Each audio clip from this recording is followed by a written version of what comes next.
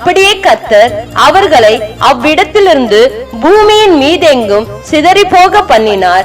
அப்பொழுது நகரம் கட்டுகிறதை விட்டுவிட்டார்கள்.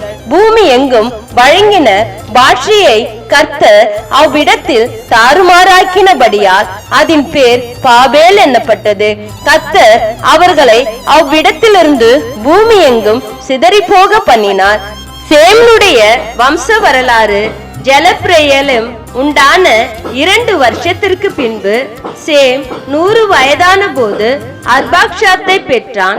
சேம் அர்பாக்ஷாத்தை பெற்ற பின் 500 வருஷம் உயிரோடு இருந்து குமாரரையும் குமார்த்திகளையும் பெற்றான். அர்பாக்ஷாத் 35 வயதான போது சாலாவை பெற்றான்.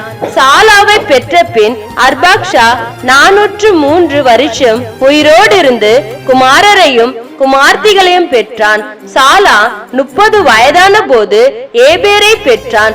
ஏபேரை பெற்ற பின் சாலா 403 வருஷம் உயிரோடு இருந்து குமாரரையும் குமார்த்திகளையும் பெற்றான்.